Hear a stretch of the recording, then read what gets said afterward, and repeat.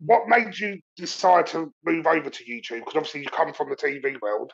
I wanted to Luckily, do sort of something creative, and I didn't really think of YouTube. I did a few little podcasts with some friends for a bit just to have something fun to do on the side, and then I was with my friend Will Brazier, who now works with Mark Goldbridge on doing content with him, something, and we're at Watford's training ground doing some filming with Troy Deeney, and Will said, "Why don't you start a YouTube channel?"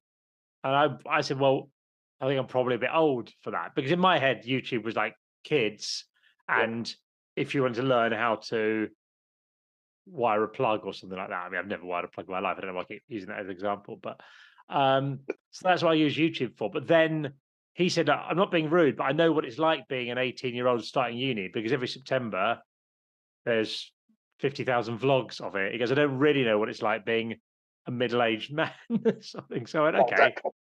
So I thought about it and I thought, okay, I'll do it. I will. I thought I'll do a video a week for 6 months because I think you should, if you can try something, you should try it properly to see what you think of it. And if I enjoy it, I'll carry on. So I did it, enjoyed it, carried on, and you stuck with me.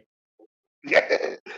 Um, your content's very sporadic. So you've got your skiing, you've got your marathons, you've got your beer, you've got your beans, you've got your trying food and stuff. Is that a conscious effort? It's mental, yeah. Yes, it is, but it's stupid. Like it, because I feel so sorry for people. People watch a skiing video. I've got a skiing video that's doing quite well. I think it's on like 40 something thousand views, and people will subscribe because they like that skiing video, and then they go on my channel and it'll be me taking out the bins or something like that, and they'll be like unsubscribe. I do not blame them. Whenever I put a video, loads of people unsubscribe because rightly so, they've signed up for something and then they're going, what is this?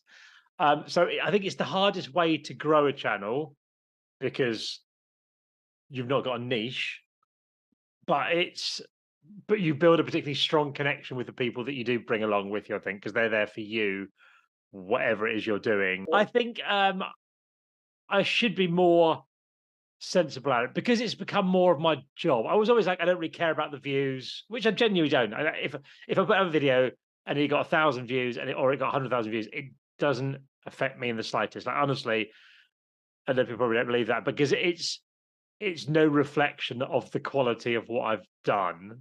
Like it's just has has it hit the algorithm in whatever way and has appealed to things like that. However, that was always my view. But as it's become more of my job, and for people who don't know, a lot the way people tend to make money on YouTube, you get some money for ad revenue from YouTube, but you get much more money by doing brand deals where you have a little 60-second bit at the beginning of a video where you'll say, this is Hello Fresh. I like their meals, blah blah blah. This is a code, buy it, and you get paid money by the brand to have you associate with their product, and they will look at how many views you're getting, rightly so, because they want to make sure they're getting their money's worth. So you kind of have to think, okay, is this going to get views to a degree? Because otherwise, next time you speak to someone, they're going to offer you less money, or it'll be harder to get someone in. Something. See, they're kind of the way it works. If you're doing it as a job, you do have to look at it a bit. And how much pressure do you think having YouTube as a job for the younger people is? Because like someone you work close with, like Bambino Becky, she's sort of got her niche is the drinking lass. So Yeah, she then went off to try and do a really like positive video where drinking weren't involved. People might think, oh, no, that's not her. So she's yeah. under pressure in a way to keep to that niche. Do you think that's sort of fair on the younger people I think trying to there's come more through? pressure, particularly for women as well. I think there's obviously a lot of idiots online who are just going to make, like when I do videos with Becky, people will comment things that no one in their right mind should be like just sexual comments. So I'm just constantly going delete, delete, delete. Um, which is I just find it so bizarre that someone's going to write these things and put them on the internet.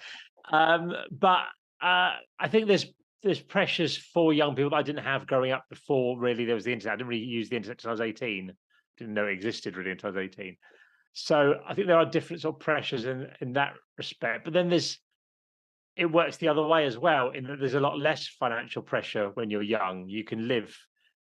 Well, I know Yeah. because I earned very little money in my first job, sort of thing. I traveled around for a while. You can live on quite little money if you're frugal and sensible, and just put out content in a way that if you've got 3 kids, a mortgage, and all that sort of stuff, you can't as such. So I couldn't just go. I couldn't have just gone. I'm going to go full on YouTube for this sort of thing because I had to work. So it has been a more gradual thing for me.